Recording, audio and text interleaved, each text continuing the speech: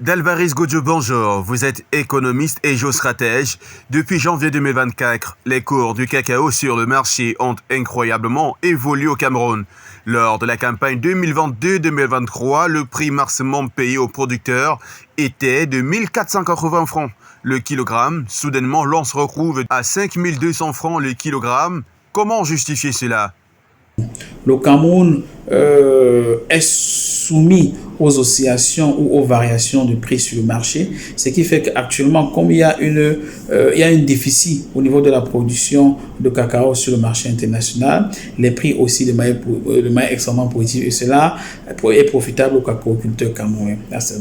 De deux aussi, il faut comprendre qu'il y a une question de qualité, parce que depuis un certain nombre de temps, les autorités camerounaises ont pris les dispositions pour que la qualité du cacao camerounais soit mieux traité, mieux préservé, mieux entretenu, ce qui fait que les résultats sont extrêmement importants, ce qui fait que de plus en plus le cacao camerounais est recherché sur les marchés internationaux, et cela impacte également sur le prix que l'on observe aujourd'hui au Cameroun. Y a-t-il lieu de dire ici que les producteurs qui autrefois émettaient des plaintes quant au prix vont devoir se régaler? Si oui, pour combien de temps?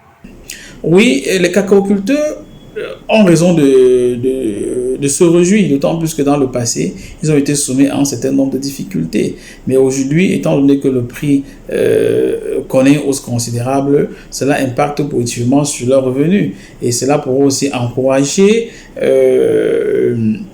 les populations à se mettre à la culture, mais surtout à mettre l'accent sur la qualité.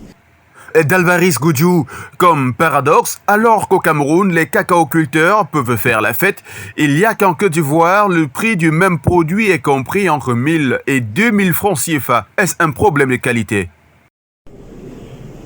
Oui, beaucoup de personnes remarquent que les planteurs de cacao au Cameroun se réjouissent parce que le coût du cacao au Cameroun est extrêmement élevé par rapport à la Côte d'Ivoire. Ce matin, le prix caracolé a plus de 5200 francs le kilogramme, alors qu'en Côte d'Ivoire, c'est autour de 1000 francs. Maintenant, pour les variables explicatives, il y en a plusieurs, parmi lesquelles la première chose, c'est que l'État du Côte d'Ivoire a décidé de vendre son cacao à terme. En d'autres termes, des années avant même de récolter, l'État de Côte d'Ivoire a arrêté un prix moyen qui était autour de 1000 francs, un prix minimal, ce qui fait que dans les années futures, même quand le cacao varie en augmentation positive, les cacaoculteurs ivoiriens ne peuvent pas bénéficier de cela.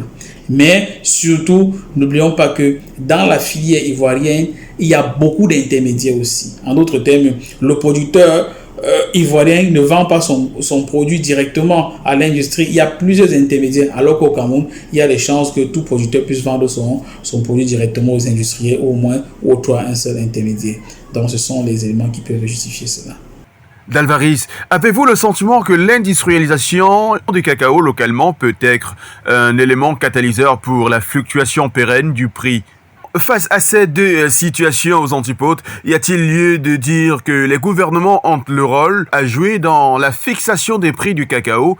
Maintenant, il faut avouer que oui, l'État du Cameroun a un rôle à jouer dans la filière, particulièrement en ce qui concerne l'industrialisation locale. Parce qu'il faut comprendre que les coûts montent aussi au Cameroun, parce que de plus en plus, des jeunes Camerounais se lancent dans la transformation du cacao. Or, quand vous faites une transformation d'une partie de votre production, ça contribue à une raréfaction sur le marché et les coûts augmentent.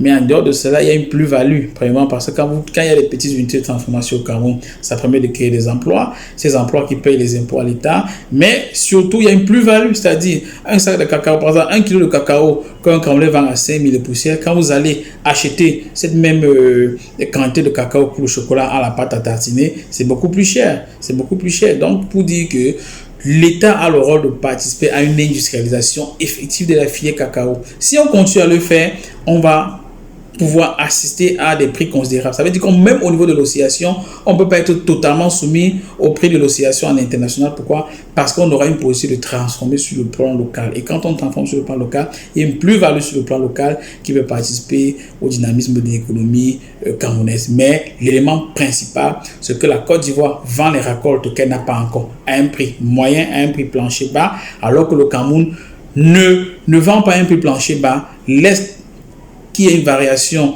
se soumet aux variations du marché, totalement soumis au prix de l'oscillation en international. Pourquoi? Parce qu'on aura une possibilité de transformer sur le plan local. Et quand on transforme sur le plan local, il y a une plus-value sur le plan local qui peut participer au dynamisme de l'économie camerounaise. Mais l'élément principal, c'est que la Côte d'Ivoire vend les récoltes qu'elle n'a pas encore à un prix moyen, à un prix plancher bas, alors que le Cameroun ne vend pas à un prix plancher bas, laisse qui est une variation, se soumet aux variations du marché. Dalvaris Godjo, merci.